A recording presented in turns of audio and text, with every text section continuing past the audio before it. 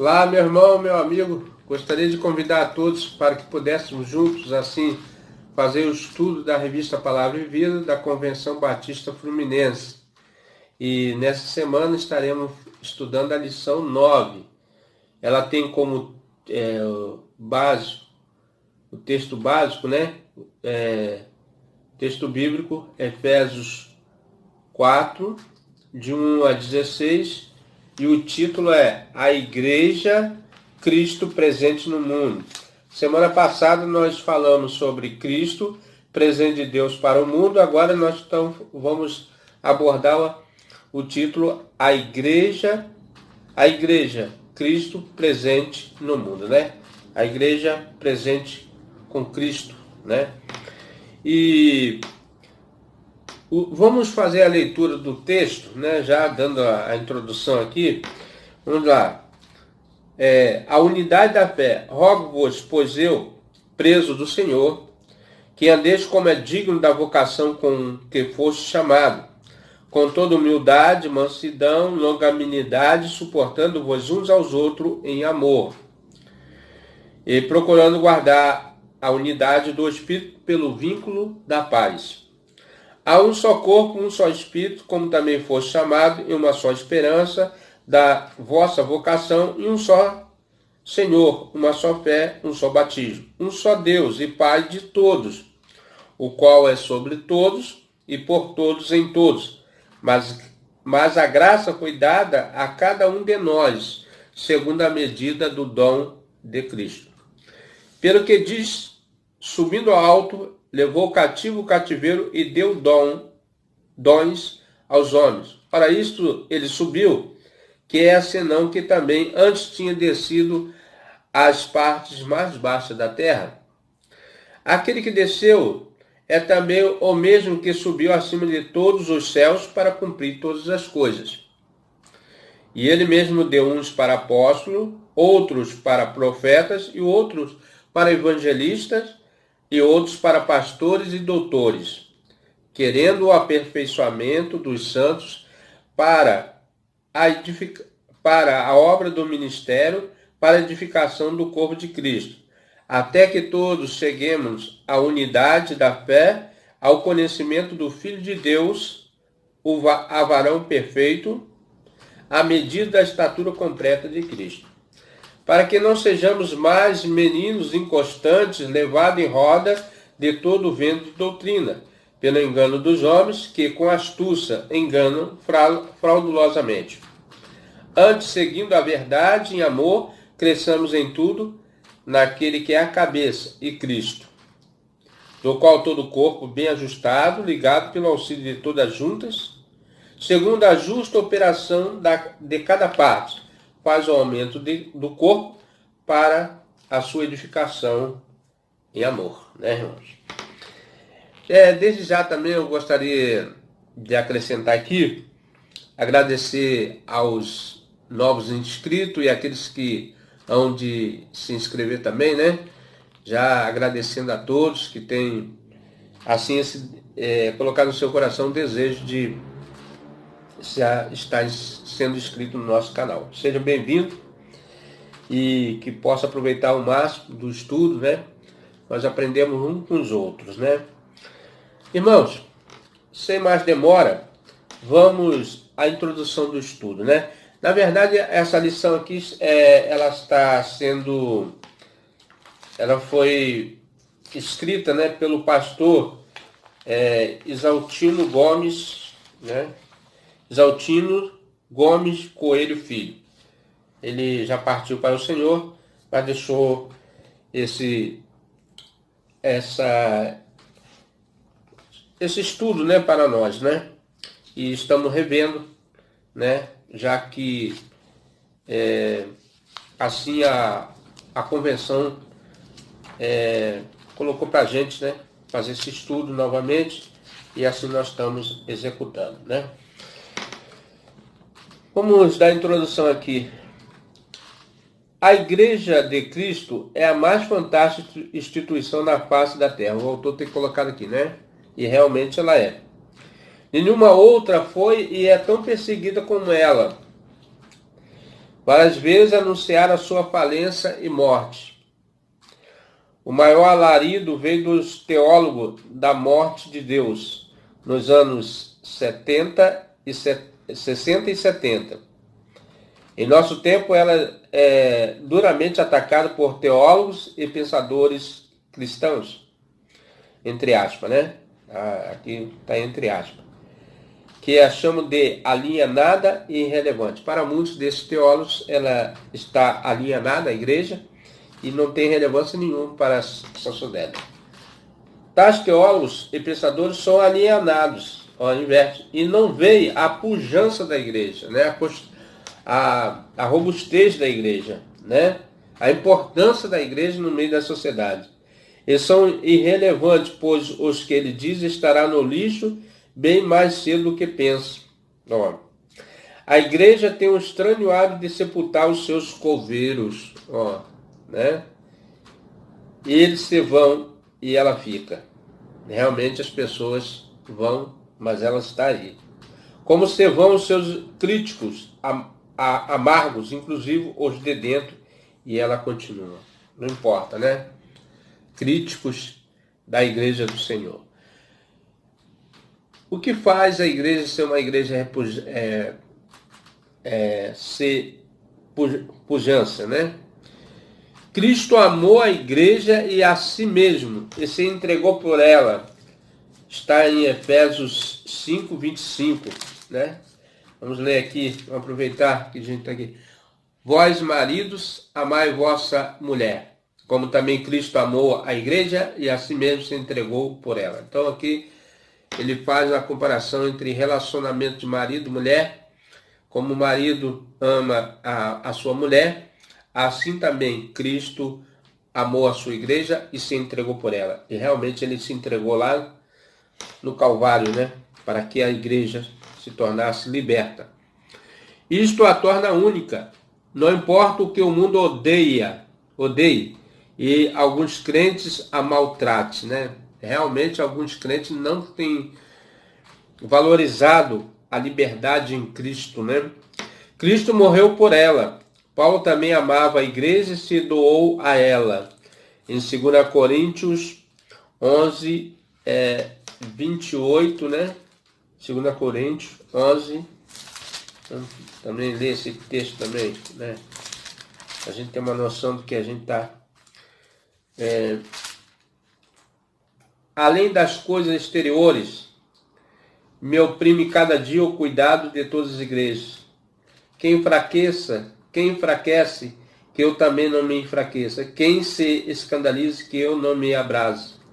Isso aqui é o apóstolo Paulo falando a respeito do sofrimento, né, da igreja, né, do evangelho. O fato de tê-la perseguido dói no coração de Paulo, né? E ele nunca se esqueceu disso. Aí nós vamos ver em 1 Coríntios 15, 9, Gálatas de 1 a 13, Filipenses 3 a 6, né? Depois os irmãos podem conferir. A visão de Paulo sobre a igreja muito nos ajudará, pois é a visão de um perseguidor que se apaixonou por ela. Olha só, interessante, né? Que coisa maravilhosa. Paulo sentindo assim, doendo no coração por ter maltratado a igreja, perseguido os crentes, né? E agora ele se apaixona pela igreja, né? Ele se dedica, boa parte dele, ao evangelho. E assim, de perseguidor, passa a amar a igreja de Cristo. Um conceito, o que é a igreja, né? O que é a igreja? O que Paulo queria dizer com igreja, né? O que você pensa da igreja, né, irmão? Como a descreve? O termo grego é eclésia. Essa palavra aqui, irmão, eclésia quer dizer sair para fora. Ele a usa 72 vezes. Paulo usa, na maior parte, indica uma congregação de local de cristãos, né? E Paulo, os demais escritores do Novo Testamento nunca usam o termo como nós acostumamos, um prédio, né? Um templo, né? uma denominação, um ajuntamento de igreja ou uma instituição. Ele não usa esse termo. Com o termo passou a ter esse sentido, mas no Novo Testamento, igreja é gente, é povo, né? Mais do que o templo, mais do que ajuntamento, é gente, é pessoa transformada, né? E nós vamos ver lá, irmãos, em Atos, vamos ver esse versículo, Atos 20, aqui rapidinho, né? Atos 20, 28. Olha só o que ele diz aqui. 20, 28, diz assim: olhai por vós e por todo o rebanho sobre que o Espírito Santo vos constituiu bispo ou pastores, para apacentardes a igreja de Deus, que ele resgatou com seu próprio sangue, né? Que na verdade quem resgatou foi Cristo, né? Então diz assim, em Apocalipse 5, Apocalipse 5, né? 5:9, diz aqui, e cantava um novo cântico, dizendo, digo, és de tomar o livro e abrir o seu selo, porque foste morto e com seu sangue compraste para Deus homens de toda tribo, língua e povo e nação. Então, o Senhor comprou homens, né? De toda tribo, língua e nações. Então, a igreja basicamente é pessoas, né? E a igreja de Jesus comprou e compõe de pessoas, não de prédios ou instituições, né? Nesse momento, irmão, de pandemia, nós temos visto, né, que as pessoas estão em casa, aonde tem as pessoas, aonde o Espírito habita, né? O Espírito Santo habita nas pessoas. Eclésia vem de eco-keleo, chamar, né? Chamar. O verbo usado na convocação de um exército. Mais tarde passou a ter sentido político, cidadãos, né? A sociedade são agentes cidadãos. O uso de direitos civis reunidos para tomar decisões. O termo é usado assim em Atos 19:32, 39:41, Assembleia, né? Assembleia. Difere de demos, povo, multidão, por ter um caráter organizado. Paulo não lhe dá sentido político, pois é uma eclésia em Deus Pai e no Senhor Jesus Cristo. Isso a gente pode ler os textos de 1 Tessalonicenses 1:1 e 2 Tessalonicenses 1, 1. Vamos ler esses dois textos, né? Para ver o que... Aqui rapidinho, né? 1 Tessalonicenses 1:1, que diz assim, isso mesmo? 1 Tessalonicenses 1:1. Paulo, Silvano, Timóteo, a igreja dos Tessalonicenses, em Deus, o Pai e no Senhor Jesus Cristo, graça e paz tenhais de Deus, nosso Pai, e do Senhor Jesus Cristo. 2. Por vós mesmos, irmãos, bem sabeis que a nossa entrada para convosco não foi vã, né? Então, não, esse aqui perdão aqui, 2 Tessalonicenses 2:1. Admoesto, pois, antes de tudo, que se faça deprecações, orações, intercessões e ações de graça por todos os homens. Então, pelas pessoas, né? E Jesus disse que seria a sua igreja, aí Mateus 16, 18, né? Sobre essa pedra, né, edificarei a minha igreja. Vamos ver se é isso mesmo. Mateus, rapidinho aqui também. Mateus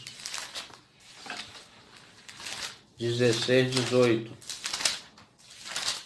Que diz assim: pois também eu digo que tu és Pedro, e sobre essa pedra edificarei a minha igreja, e as portas do inferno não prevalecerão contra ela.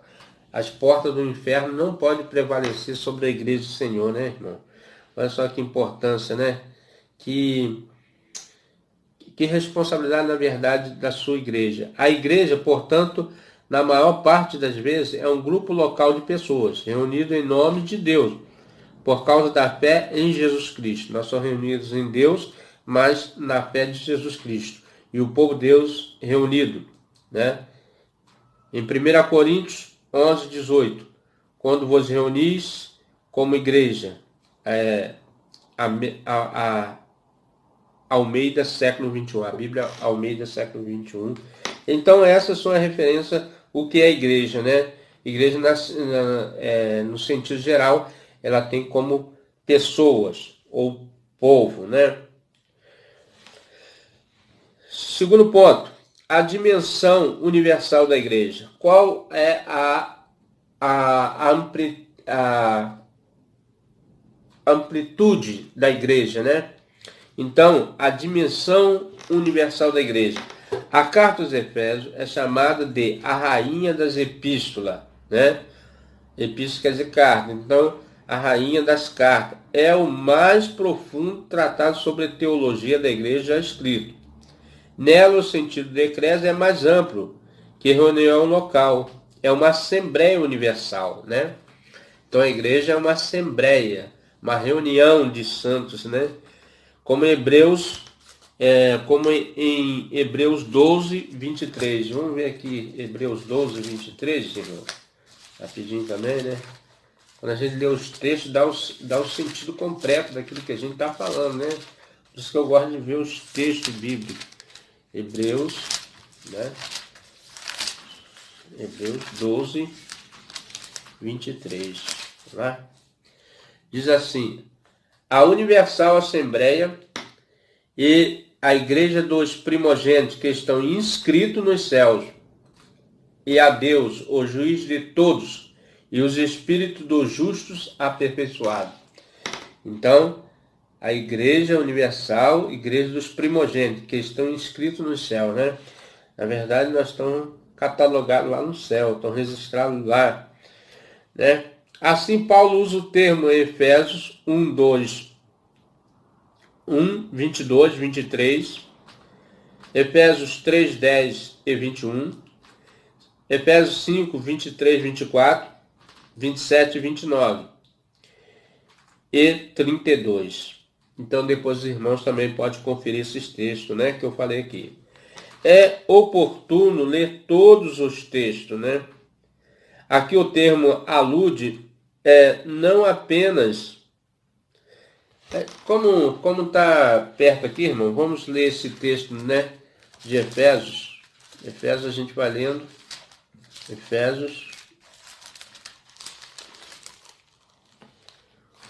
1, 22 e 23. Lá. E sujeitou todas as coisas aos seus pés, e sobre todas as coisas constituiu como cabeça da igreja. Quem é a cabeça da igreja? Cristo, né? Que é o seu corpo. A igreja é o corpo de Cristo.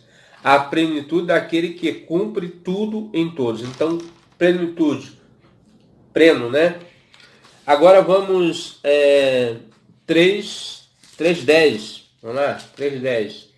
Para que agora pela igreja a multiforme sabedoria de Deus, né? As várias maneiras de Deus atuar, a multiforme sabedoria de Deus, seja conhecido dos principados e potestades nos céus, né? Então, as potestades estão até sujeitas à igreja, né? O próprio Cristo mesmo deu poder, né? E 21, 3:21, Efésios 3:21, que diz assim: a esse, glória na igreja, por Jesus Cristo, em todas as gerações, para todos sempre. Amém. Então, por isso que eu falei que a igreja, ela tem essa maneira de ser eterna, né? A igreja vai continuar nos céus, né? Os santos, né? 3:21, né? Agora 23, 24. 23 e 24. Porque o marido é a cabeça da mulher. Aqui ele faz a comparação, né? Como também Cristo é a cabeça da igreja, sendo ele próprio o salvador do corpo, né? De sorte que assim como a igreja está sujeita a Cristo, assim também as mulheres sejam em tudo sujeitas a seus maridos, né? Então, nós somos sujeitas ao nosso Criador, né? Jesus Cristo, nosso Redentor, na verdade, né? Salvador. Agora vamos, e 27 também, diz assim, para apresentar a si mesma a igreja gloriosa, sem mácula, nem ruga, nem coisa semelhante, mas santa e irrepreensível. Então a igreja é santa e irrepreensível. Não existe mancha na igreja, porque Cristo lavou com seu sangue precioso, né? 29 agora.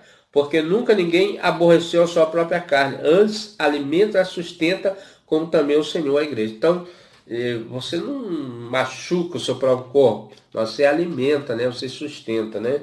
Então, você não atrapalha. Na verdade, o crente não pode trazer coisas para dentro da igreja que venha ferir a sua carne, o seu próprio ser, né? Aqui, 29, porque nunca ninguém aborreceu a sua própria carne, antes alimentos e sustenta, como também o Senhor a igreja, né? 32 agora, 32, grande é esse mistério, digo, porém, a respeito de Cristo e da igreja. Então é a comparação que ele está utilizando ali, né? Uma linguagem, né? Uma figura de linguagem entre a igreja e, assim, Cristo, né? É oportuno ler todos os textos, já que falando. Aqui o termo alude não apenas aos salvos por Cristo no local, mas a todos os salvos em todas as épocas, né? Em todas as gerações houve libertação e curas, pessoas se arrependendo em várias gerações e também salvamento, né? Por parte de Cristo, né? Redenção, na verdade, né? Os salvos de todos os tempos são a Assembleia de Cristo, já uma no céu, Apocalipse. Então, já tem uma no céu, né? Que é a igreja triunfante, né? Hoje nós somos militantes, porque ainda estamos aqui, estamos militando, né? Como soldados de Cristo aqui nesse mundo, nós somos militantes, né? Apocalipse, para dar maior sentido, nós vamos ler esse texto, Apocalipse 7, 9, né? Aqui. Diz assim, depois dessas coisas olhei, e eis aqui uma multidão, a qual ninguém podia contar, de todas as nações, tribos e povos de língua, que estavam diante do trono, perante o Cordeiro, trajando a veste branca, com palmas nas suas mãos. Essa era a igreja, irmão, triunfante, né? Veja também a Assembleia do Cordeiro, em Apocalipse 19, 1. Apocalipse 19, 1, que diz, e depois dessas coisas ouvi no céu como que uma grande voz e uma grande multidão que dizia, aleluia, salvação e glória e honra, poder pertence ao Senhor nosso Deus, né? Aquela multidão de pessoas, né? Salvas em Cristo, glorificando ao único e verdadeiro Deus. E também o versículo 6, que diz assim, e ouvi como que a voz de uma grande multidão, e como que a voz de muitas águas, e como a voz de grandes trovões, que dizia, aleluia, pois já o Senhor Deus Todo-Poderoso reina. Glória a Deus, né? Então, e há uma eclésia aqui na terra, chamada de igreja militante, que somos nós, né, que estamos aqui. A eclésia de Cristo que prega, que sofre e testemunha, né? Na verdade, a igreja já está salva, mas ela está aqui por quê? Para testemunhar da obra redentora de Cristo, né? Eram militantes as eclésias do Apocalipse 2 e 3. E as eclésias as quais Paulo destinou as suas cartas e são as nossas, né? Terceiro ponto, né? Nós já falamos aqui o que é a igreja, a dimensão universal da igreja, e agora o terceiro ponto, igreja, o corpo de Cristo, né? Em 1 Coríntios 12, de 12 a 31, e Efésios de 4, 1 a 16, a eclésia é mostrada como o corpo. A figura mostra a interdependência e complementaridade dos crentes e das eclésias, ou igrejas, né? O que quer dizer que estamos interdependentes tem aquela completação, né? Complementaridade dos crentes das eclésias. Em um corpo, os membros dependem uns dos outros, que se completa, né? Então, as pessoas convertidas de várias gerações, elas se complementam em um só corpo, o corpo de Cristo, né? A igreja é um grupo de pessoas que deve viver em solidariedade, né? Palavra muito falada e muitas das vezes mal interpretada. Solidariedade, né? Ter compaixão, né? Ser solidário com as pessoas, estar em harmonia, em amor. O vínculo da perfeição é o amor, né? Nem as pessoas, nem as igrejas devem se isolar uma das outras. No próprio estudo das ciências, né?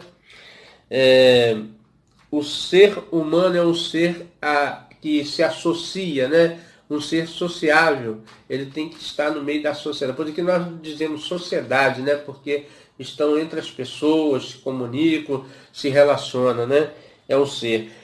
Falar nisso, irmão, uma das coisas que nós estamos impedidos atualmente é de abraçar os irmãos, né? E isso é uma coisa que a igreja gosta de fazer. Muitos irmãos gostam de fazer, cumprimentar, abraçar, estar junto. Principalmente o brasileiro, que é um povo assim bem carismático, né? E ele gosta dessas coisas, né? E aqui nós vemos que atualmente nós estamos impedidos de fazer isso por causa dessa enfermidade maligna, né? Que surgiu. Nem as pessoas nem as igrejas devem se isolar uma das outras. Veja-se, principalmente em 1 Coríntios 12, 27. Isso é importante porque os batistas confundem a autonomia da igreja com isolamento. O pé não vive isolado da mão, né?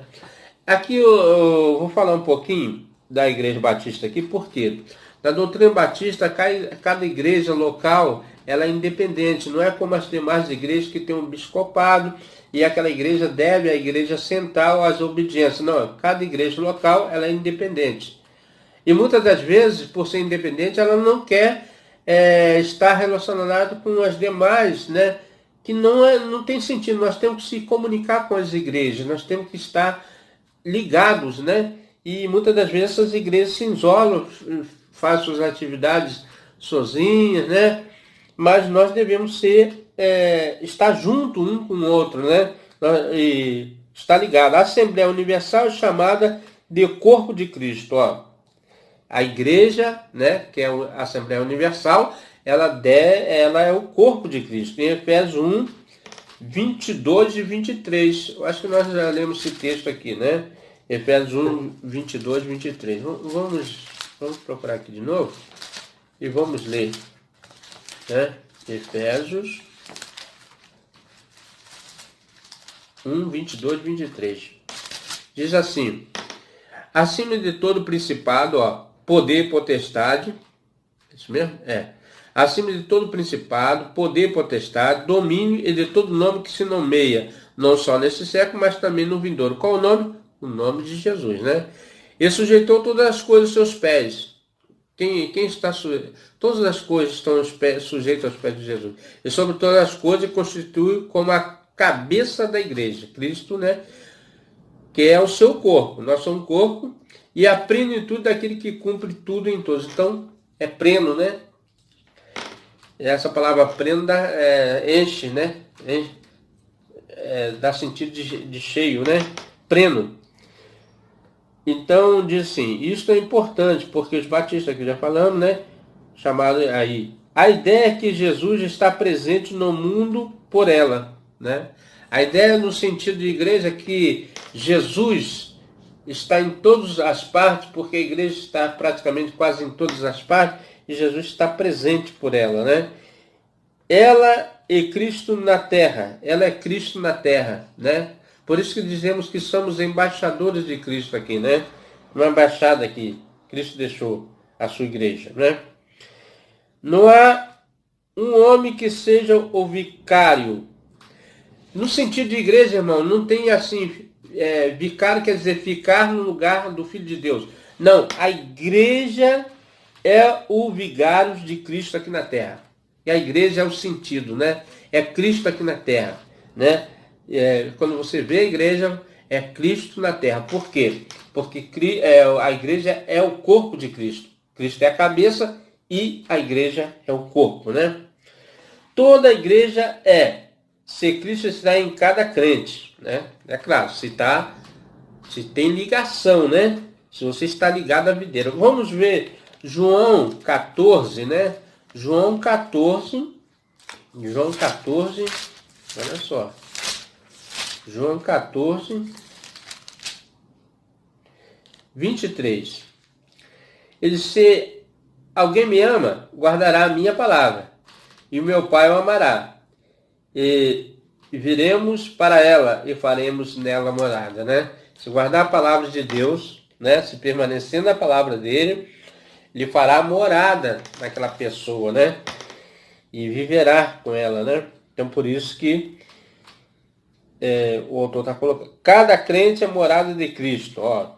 E também do Pai e do Espírito Santo. De Cristo, do Pai e do Espírito Santo. Porque essas três pessoas se revelam em uma só, né? O Pai, o Filho e o Espírito Santo, né? E o próprio, não foi eu que estou falando, é o próprio Jesus que falou isso, né? Quem me vê a mim, vê o Pai. Quem vê o Pai, vê a mim. Né?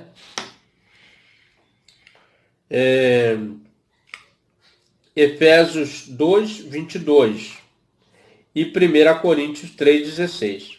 Depois os irmãos também podem ler esse texto. Paulo diz que somos santuário de Deus. O termo grego para santuário é noás, que a Septuaginta usa para o lugar santíssimo, onde Deus ficava. Aqui, irmãos, a Septuaginta, né, é uma versão da Bíblia. É o nome da versão da Bíblia hebraica traduzido em etapas para o grego Kone, entre o século 3 a.C. e o século 1 a.C., né? Em Alexandria. Alexandria foi uma cidade criada, edificada por Alexandre o Grande, lá no Egito, né? Entre outras, tanto é a mais antiga tradução da Bíblia hebraica para o grego, língua franca mediterrânea oriental pelo tempo de Alexandre o Grande. Tradução ficou conhecida como a versão dos setentas, né? Essa palavra Septuaginta é versão dos setentas. E foram 70 rabinos, né? 72 rabinos, basicamente, que traduziram os escritos, os manuais da Bíblia, né, hebraica para para o latim, né? O latim ou o grego, né? Então, só para os irmãos terem uma ideia. E foram 6 rabinos de cada tribo e das 12 tribos de Israel, né? Então, uso para o lugar santíssimo, onde Deus ficava, o mesmo desde que o Espírito habita em nós. A Trindade está presente no mundo pelos crentes em Cristo. E nós somos o corpo de Cristo, a sua presença no mundo. Então, Cristo está presente através da igreja. Por isso que a igreja é luz aqui na terra. Por isso ele disse, eu sou o sal, sede sal e luz na terra, né? O quarto ponto, irmão.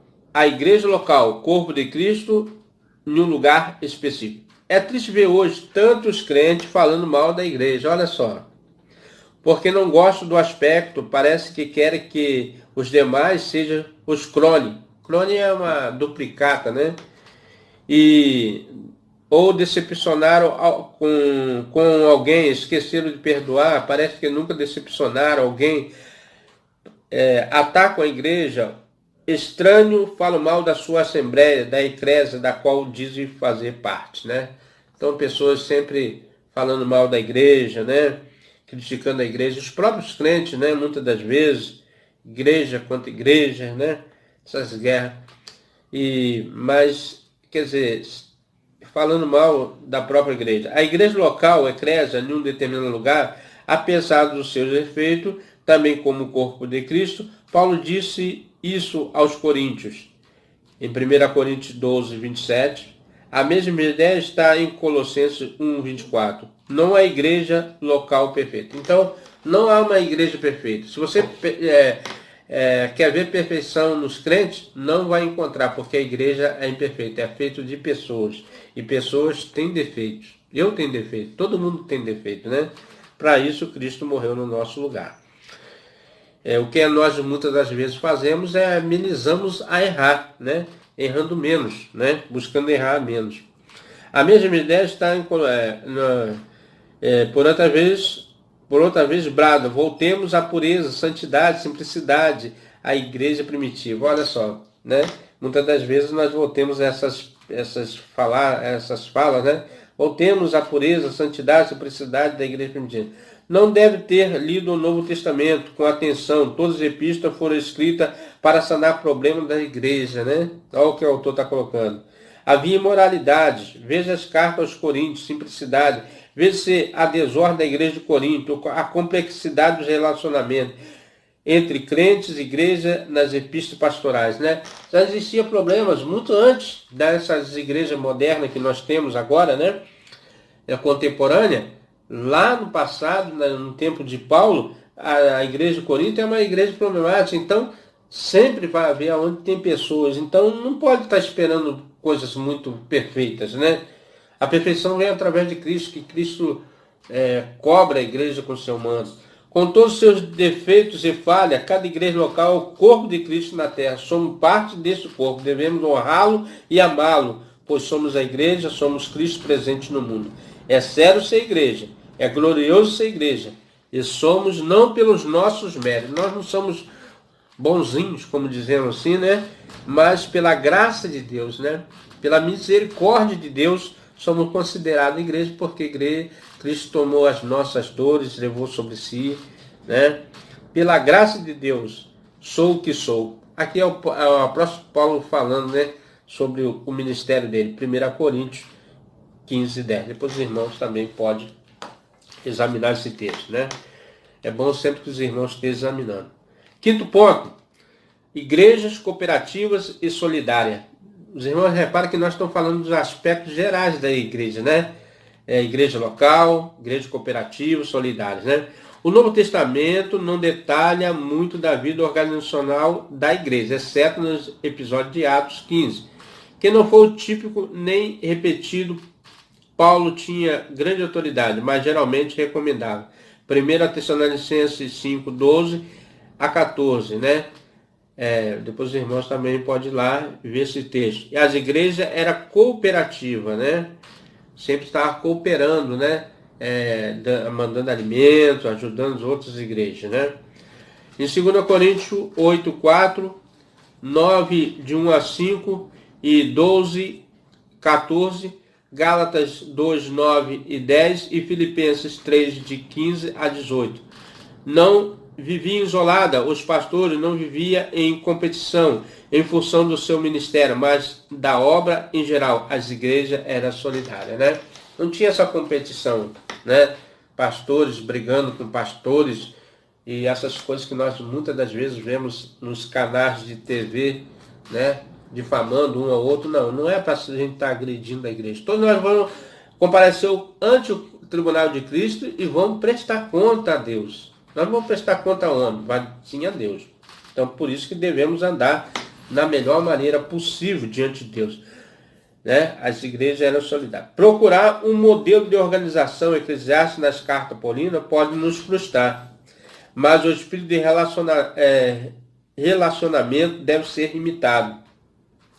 Governo próprio, né? Olha que Paulo ensinava: o governo próprio, cooperação, relacionamento solidário, contribuição dos necessitados, inclusive igreja, visão do todo, né? Paulo ensinava isso. O elo entre elas era a pessoa de Jesus Cristo, o que unia, né? O elo. E não um modelo eclesiástico, bem diferente da visão fragmentada de boa parte das igrejas locais de hoje, ó, viu? Que alguém jocosamente chamou de adoradores do seu umbigo. É difícil, né, irmão? Sexto ponto, uma ideia fantástica. A igreja nasceu, né? Como a igreja nasceu, né? Vamos ver aqui. A igreja nasceu idealmente na eternidade. Por isso que eu falei, na eternidade, no pensamento, né, de Deus, na mente de Deus, antes de haver o mundo.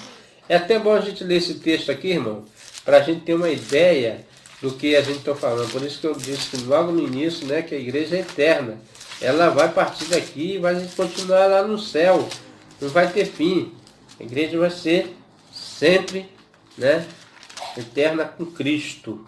Ó, como também nos elegeu nele antes da fundação, antes que o mundo fosse criado por Deus, esse mundo que nós vemos, né, já existia no pensamento dele. Nós fomos fundados com Cristo. Também nos elegeu antes da fundação do mundo para que fôssemos santos e irrepreensíveis diante dele em amor, né? Então ela nasceu no pensamento, antes de todas as coisas, né? E entrou na história pela pessoa mais fantástica que já viveu. Quem é essa pessoa? Jesus Cristo é a pessoa mais fantástica. Mateus 16, 18, acho que é aquele texto que nós falamos, né? Quando a história acabar, na meta-história, não haverá famílias, né? Mateus 22, vamos ler aqui Mateus 22, rapidinho aqui.